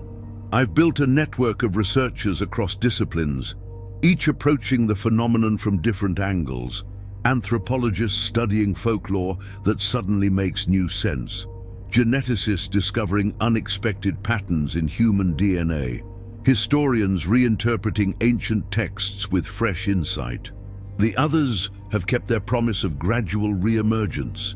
They remain primarily in remote areas, but occasionally make themselves known to selected humans. Those with stronger bloodlines, researchers open to extraordinary possibilities, children who see without preconceptions. I've returned to Glamis Castle twice, once as an ordinary tourist, marveling at how thoroughly the West Wing has been transformed, all evidence of its former purpose erased. The second visit came at Lady Strathmore's personal invitation, a private tour of areas still closed to the public, where we spoke openly of her family's complex heritage and her hopes for reconciliation between the peoples. My great-grandfather wanted this, she told me over tea in the Great Hall. He tried to initiate changes in the 1960s, but was overruled by traditionalists like MacGregor. My father renewed the effort and succeeded partially. I hope to complete what they began. Do you carry the blood yourself? I asked, noting her unusually wide-set eyes, the subtle elongation of her fingers. She smiled enigmatically. All the old families do, to some degree. In my case, strong enough to sense them clearly, not strong enough to be obvious to others. She studied me thoughtfully. You've changed since your first visit. The memories have integrated well. Indeed, the flood of ancestral knowledge has settled within me, no longer overwhelming, but accessible when needed, informing my understanding without dominating it. I dream still of ancient gatherings, but now recognize them as heritage rather than mysterious visions. The network I've built spans continents now, academics, artists, scientists, ordinary people experiencing extraordinary awareness. We exchange information cautiously, using coded language and secure channels. Not from fear, but to ensure the reintegration proceeds at a sustainable pace. avoiding the panic sudden revelations might trigger. The others maintain their own communication system, faster and more efficient than anything humans have developed. Through designated contact points like myself, they coordinate with human allies, monitoring global reaction to the awakening memories, adjusting their emergence accordingly. Occasionally, I receive updates from the younger one I helped free from Glamis, now a leader among its kind, specializing in human-other communications. We meet in remote locations or through shared dreamscapes, exchanging perspectives on the integration process. Your suggestion of gradual awakening was wise, it told me during our last meeting. Some of our kind advocated for immediate full disclosure. They didn't understand how disruptive such knowledge would be, how potentially dangerous for both peoples. Humans fear what they don't understand, I agreed, and fear leads to violence. Yet, understanding grows, it noted. Your networks expand. Children born now dream more clearly of ancient connections. Each generation accepts more readily. The chest, with its half-turned key, remains secured in a location known only to myself and 3 others, a modern version of the old tradition where only the Earl, his heir, and the Factor knew the family secret. Unlike that oppressive burden, however, this secret carries hope rather than shame, promise rather than imprisonment. 20 years, the elder estimated, perhaps 30, before humanity would be ready for the final turning, the complete restoration of the ancient connection. I may not live to see it completed, but I have made arrangements for succession, identifying younger individuals with the right balance of bloodlines and perspective to continue the work. My dreams now often feature the Grey Lady, no longer trapped at Glamis, but moving freely between worlds. You completed what I began centuries ago, she told me in a recent visitation. When I hid my sister's child, born with the old features, I couldn't imagine a time when such differences would be understood rather than feared. Yet here we stand, at the threshold of that very possibility. As my 60th birthday approaches, I receive an unexpected invitation, a gathering at Glamis Castle, hosted by Lady Strathmore. The invitation mentions a special exhibition of architectural innovations throughout the castle's history, but I recognize the coded language indicating something far more significant. When I arrive, I find other invitees from around the world, 47 guests in total, each with connections to the knowledge network I've helped build. Academics, artists, scientists, spiritual leaders, all with that particular gleam of recognition in their eyes that indicates awakened memory. Some I know personally, others by reputation or correspondence only. All carry some trace of the ancient bloodline, though in varying degrees. Lady Strathmore greets us in the Great Hall, elegant in her 70s, her wide-set eyes still sharp with intelligence. "Welcome, friends," she says simply. "You represent a turning point in a very long story." The architectural exhibition is genuine enough, a clever cover for our true purpose. We tour the castle's evolution through centuries, but with commentary that contains double meanings, references to spaces created for specific purposes, accommodations made for those with special needs. When the public portion concludes and tourists depart, Lady Strathmore leads our group to the renovated West Wing. The former sealed chambers have been transformed into comfortable meeting rooms with no trace of their original purpose. "Here," she announces, "where once my ancestors hid away their own blood out of fear and shame, we now gather to heal that ancient wound." The doors open, and they enter. 24 of the others, including several I recognize from previous gatherings. They move with their characteristic fluid grace, no longer hiding their differences. Some appear nearly human save for subtle features. Others manifest their heritage more dramatically. Many of the human guests gasp or step back instinctively, despite intellectual preparation for this moment. Centuries of folklore casting the others as monsters, demons, or supernatural threats have left deep imprints in human consciousness. But curiosity and recognition quickly overcome initial shock. The younger one I freed from Glamis approaches, acknowledging me with the gesture that has become familiar over the years, part bow, part greeting between equals. The circle completes, it says, from imprisonment to revelation within the same walls. Lady Strathmore takes center stage alongside an elder of the others, a female presenting being with dramatically elongated features, yet undeniable presence and dignity. "Welcome to the first conclave," Lady Strathmore announces.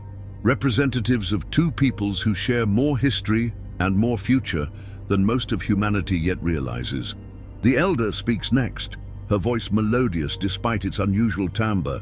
"For centuries, we have lived in separation, by necessity, by tradition, by fear. Today, we begin the formal process of reintegration, preparing both peoples for the full restoration of ancient bonds." What follows is extraordinary. 3 days of information exchange, planning, and coordination unlike anything in modern diplomatic history. Human representatives share assessments of global readiness for wider revelation. The others provide insights into their current populations, capabilities, and needs.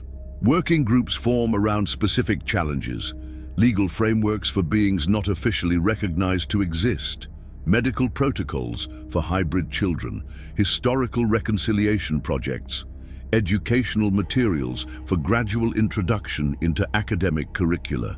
I find myself heading the Historical Truth Commission, tasked with documenting both the ancient cooperation between peoples and the subsequent persecution and separation, creating resources for eventual public education.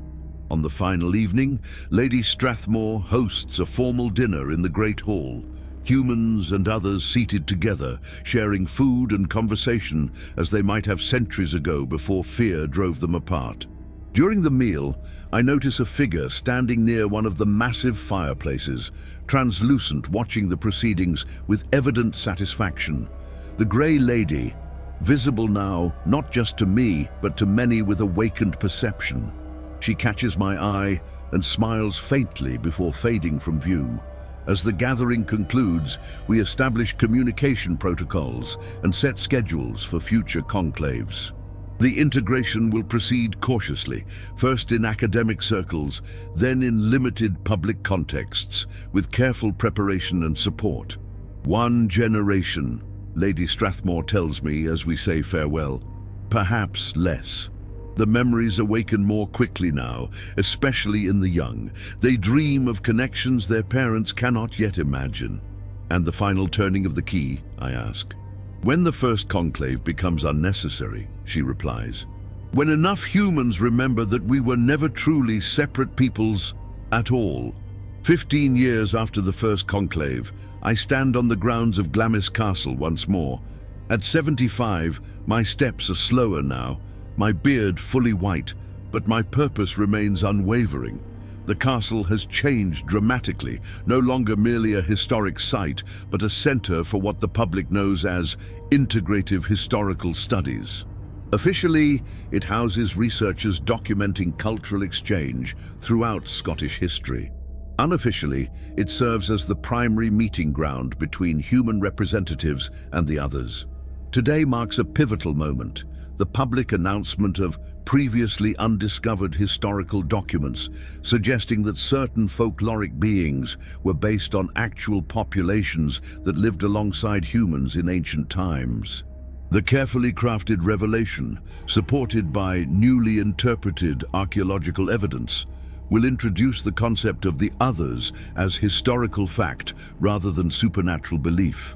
Scientists will follow with genetic studies showing unusual DNA patterns in certain human populations, evidence of ancient interbreeding. Anthropologists will connect traditional stories to historical reality. Each discipline will contribute threads to a tapestry of revelation designed to ease humanity toward acceptance. Lady Strathmore's daughter, now the Countess following her mother's passing 5 years ago, presides over the press conference. She has her mother's diplomatic skill and her grandmother's courage, with perhaps more of the other bloodline evident in her features than either would have dared display publicly in their times. As reporters gather in the Great Hall, I notice something remarkable. Among the journalists are three of the others, disguised with subtle cosmetics and careful clothing, but present nevertheless in mainstream professional roles. The integration proceeds more rapidly than we had dared hope. The announcement unfolds flawlessly, with carefully selected academics presenting evidence that appears newly discovered but has in fact been curated over decades. Questions from the press are insightful but not alarming. The psychological groundwork laid through film, literature, and subtly guided academic discourse has prepared the public mind well. Later, in private council, representatives from both peoples assess the day's success and plan next steps. The younger one, no longer young after decades, but still known to me by that designation, updates us on other communities worldwide. The Northern European groups integrate most successfully, it reports. North American and Asian communities proceed more cautiously, but without significant resistance. African relations prove most natural, perhaps because traditional cultures there never fully severed recognition of our kind. A human geneticist presents findings from voluntary testing programs that identify individuals with significant other heritage, many unaware of their biological connections, until dreams and heightened perceptions began manifesting. Support networks function well, she explains. Those experiencing awakened abilities find guidance before confusion becomes fear. The younger the individual, the more readily they accept their dual heritage. I listen with satisfaction, recalling the uncertainty we faced decades ago at the first equinox gathering. The path has not been without challenges. Religious extremists denouncing the emerging evidence, conspiracy theorists alternately revealing too much or distorting the truth, occasional violence when fear overwhelms reason. Yet progress continues steadily. Universities now offer courses in prehistorical anthropology that carefully introduce concepts of the other's existence. Medical schools develop protocols for treating hybrid physiologies. Legal scholars draft frameworks for recognizing beings who have lived among, but separate from human society, for millennia. Most encouraging are the children, those born in the decades since the half-turning of the key. They dream effortlessly of ancient connections, develop intuitive understandings that their parents struggle to grasp, accept differences that once inspired terror. With each generation, the barriers between peoples thin further. As the council concludes, the Countess approaches me. "We believe it's time to begin preparations," she says quietly. "The final turning may be appropriate within 5 years, perhaps less." The prospect fills me with both anticipation and concern. At my age, I may not live to see it completed. More importantly, despite remarkable progress, pockets of fear and resistance remain strong in human society. "Are we certain humanity is ready?" I ask. She smiles, the same enigmatic expression her mother mastered. "Humanity has never been wholly ready for any significant change, Professor, yet we adapt. We grow, we ultimately transcend our limitations. The connection, once restored, will itself facilitate understanding in ways we cannot achieve through mere information." That night, I dream more vividly than ever of ancient gatherings, humans and others sharing knowledge freely, hybrid children moving confidently between worlds, great works created through combined abilities. But unlike previous dreams that felt like memories of the past, these scenes have a different quality, more immediate, more possible, tinged with future potential rather than lost history. I wake understanding that the dreams themselves are changing, no longer merely recovering what was lost, but glimpsing what might be reborn. 3 years later, my health begins to fail. Cancer, aggressive and resistant to treatment. Doctors offer months rather than years, suggesting comfort care rather than intervention. I settle my affairs, ensuring the key's custodianship will transfer smoothly to my designated successor. a brilliant anthropologist in her 40s with significant other heritage, awakened perceptions, and impeccable academic credentials. The chest itself remains secured in a location known only to those with need to know. As word of my condition spreads through our networks, visitors arrive at my Montreal apartment, colleagues from universities worldwide, younger researchers I've mentored, representatives from other communities bringing ancient healing knowledge that complements modern medicine. The treatments extend my timeline, but cannot reverse the fundamental progression. I accept this with a tranquility that surprises even me, perhaps another gift of the awakened memories, a perspective that views death as transition rather than ending. In what I expect to be my final months, I focus on documenting everything I've learned through decades of serving as bridge between peoples. My memoirs take shape, carefully written to reveal enough for those with awoken perception while remaining plausibly academic to others. Upon my death, different versions will release to different audiences. The full truth to those prepared to receive it, measured revelations to broader readership. Then, unexpectedly, an invitation arrives, not by conventional mail but through dream communication, a method the others use among themselves that occasionally reaches humans with sufficient bloodline connection. They request my presence at a gathering in the Laurentian Mountains, at the exact location where I first turned the key halfway 15 years ago. Despite my physical weakness, I feel compelled to attend. My successor accompanies me, providing physical support as we travel into the wilderness. We arrive at the autumn equinox, 30 years precisely since I freed the youngest from Glamis Castle, 25 years since I turned the key halfway. A surprise awaits at the clearing. Not just representatives from other communities, but dozens of humans with awakened perception, including Lady Strathmore's daughter, now Countess of Strathmore, and the current Earl, her son, whose features display the other heritage more prominently than any family member has dared show publicly in centuries. "We've come to a decision," the elder announces as they form a circle around me. "The progress exceeds our expectations. The younger generations awaken naturally now, without resistance. The time approaches more rapidly than anticipated." I understand immediately. The final turning. The elder nods. "With your guidance, humanity has prepared well. The restoration can proceed safely now." The original timeline suggested 20 to 30 years, I remind them. It's been only 25 since the half-turning. "The world changes faster than in previous eras," the Countess responds. "Information spreads instantly. Adaptation occurs within generations rather than centuries. And the children, they're ready now in ways we didn't anticipate." They bring forth the chest containing the sphere, its lock still positioned halfway between closed and open. The key has been retrieved from its secure location, carried by my successor, who will assume its guardianship after me. "The honor should be yours," the elder tells me. "You began this journey at Glamis. You should complete it." My hands tremble, not just from illness, but from the magnitude of the moment. What will happen exactly when the connection fully restores? Those with even minimal bloodlines will experience awakening. Dreams at first, then intuitive knowledge. Finally, conscious connection to the collective memory.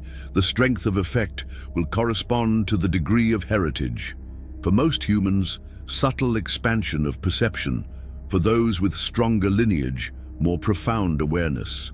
I consider potential consequences, both positive and negative. And those who resist, who fear these changes. "Fear exists only in the absence of understanding," the elder replies. "The connection itself dissolves fear by providing context, history, perspective. This is why separating memory was necessary for division and why restoring it enables reunion."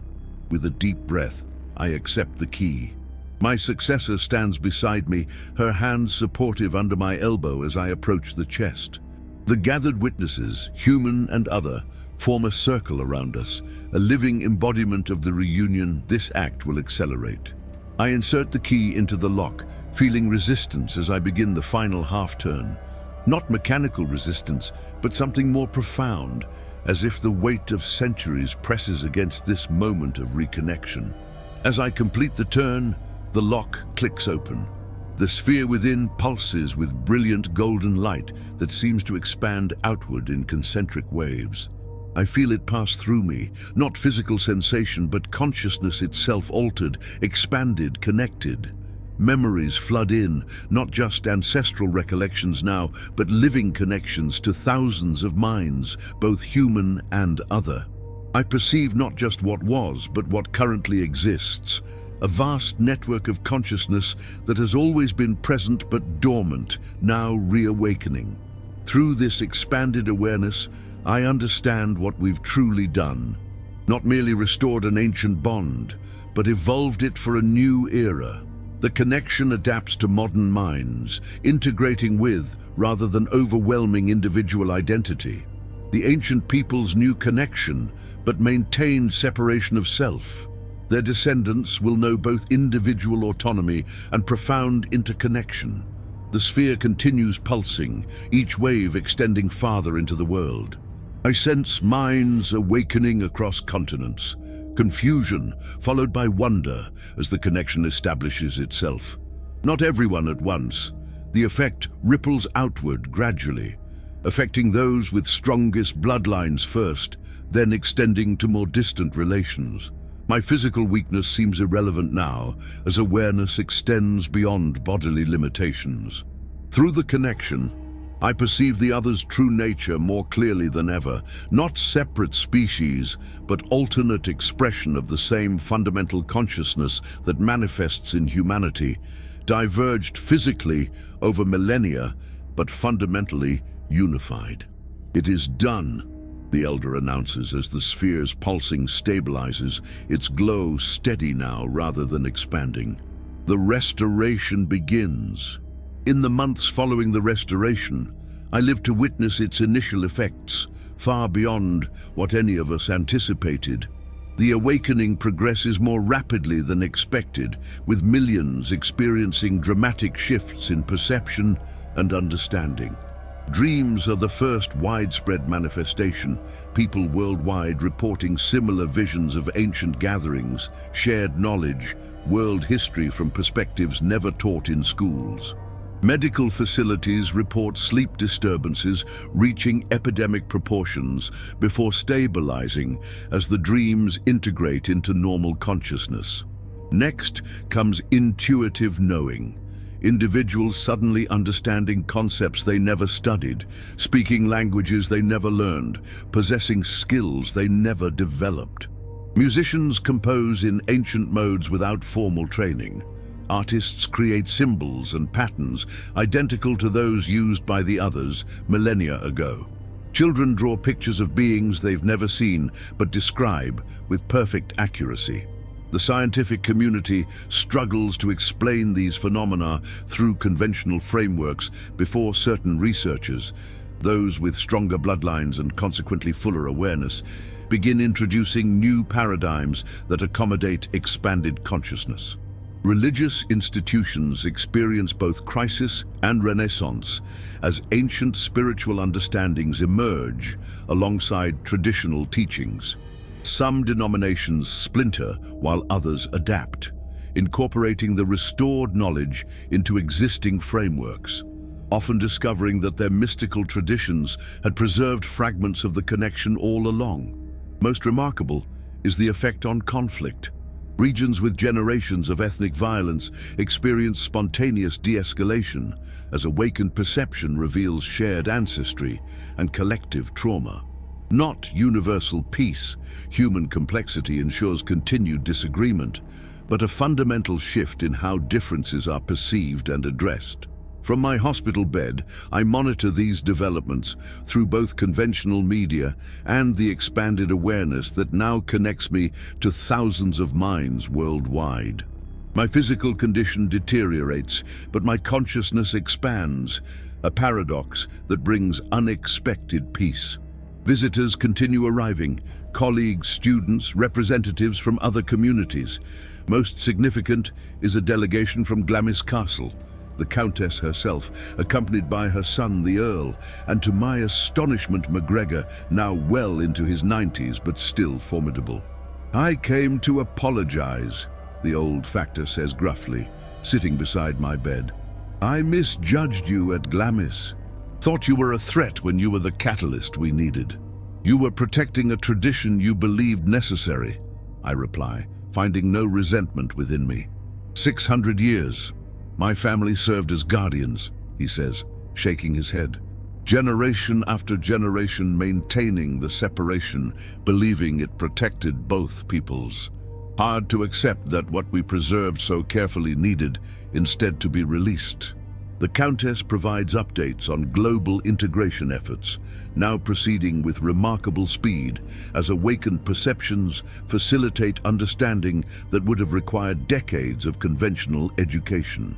The United Nations establishes formal protocols next month, she reports.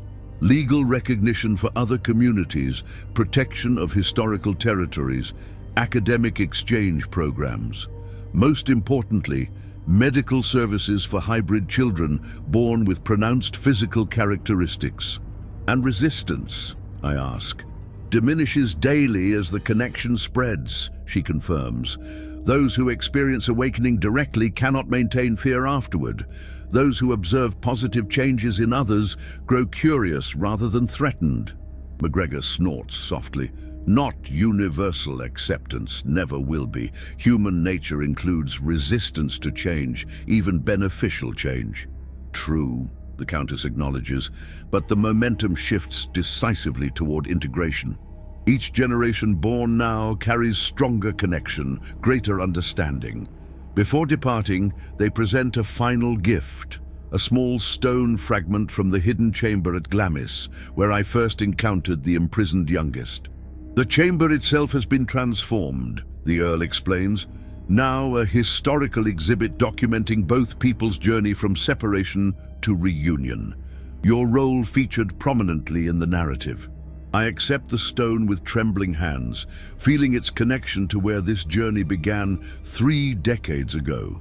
After they depart, I fall into what my doctors believe is coma, but is actually something else entirely.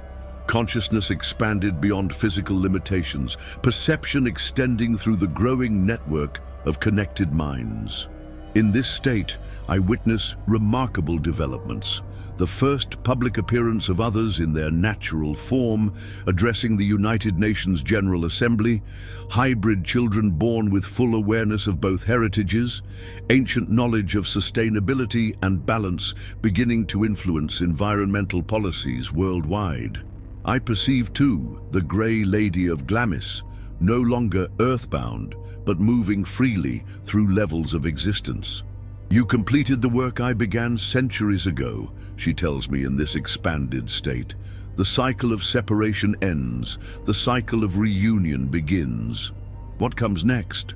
I ask, my consciousness increasingly detached from my failing body. Evolution, she replies simply. 2 peoples who diverged physically while remaining fundamentally connected, now consciously reuniting. The possibilities exceed imagination.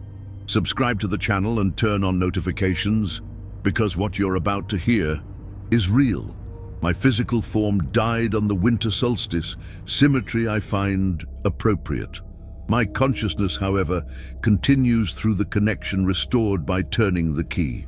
Not immortality as humans traditionally conceive it, but participation in a collective awareness that transcends individual death. From this perspective, I witness the great restoration unfolding across decades, humanity and the others reintegrating knowledge, abilities, and eventually genetic heritage through conscious choice rather than hidden bloodlines. The transition progresses unevenly but steadily, each generation more integrated than the last. Conflicts arise but resolve more quickly as shared perception facilitates understanding. Ancient knowledge combines with modern innovation, creating technologies that honor planetary balance rather than exploiting resources. Glamis Castle transforms from historical curiosity to living symbol of reconnection. The hidden chambers once used for imprisonment become centers for integration studies, where humans with newly awakened abilities learn to navigate expanded perception under guidance from those more experienced. The Tower of Whispers, that northernmost turret where I first heard the French voice warning "Il est toujours ici," now serves as a meditation space where those seeking deeper connection can access collective memory more fully. Most significant are the children born after the restoration, hybrid heritage now expressed openly rather than hidden, differences celebrated rather than feared. Physical characteristics once considered deformities reveal their true purpose as evolutionary adaptations for abilities long dormant. A century after my investigation of Glamis Castle's architectural anomalies, humans and others live openly together. Distinct peoples sharing a planet and a fundamental consciousness, their differences enriching rather than dividing. The ancient prophecy carved on the stone tablet, which once seemed merely historical record, reveals its true nature as vision of potential future. When the divided peoples remember their shared origin, evolution resumes its intended course. From my perspective within the collective consciousness, I observe this evolution unfolding. Humans developing abilities once forgotten, the others adapting to a shared world rather than separate existence. Both peoples strengthened through reunion rather than weakened by division. And sometimes, when researchers visit that chamber in Glamis Castle where a frightened hybrid child was once imprisoned, they report feeling a presence, a consciousness that observes with satisfaction what has grown from its liberation. Not a ghost in the traditional sense, but awareness maintained through connection rather than physical form. They call it the Professor's Watch, this sense of benevolent observation. Some claim to hear whispered guidance in multiple languages, most frequently French. N'oubliez jamais, never forget. The architectural historian who once sought merely to document structural anomalies continues his most important work, ensuring the memory of separation remains alive precisely so it need never happen again. If you enjoyed this true horror story and want to support the channel, consider sending a super thanks. Your contribution helps maintain the channel and allows me to continue bringing you these terrifying true experiences. Every super thanks supports the search for more true horror stories.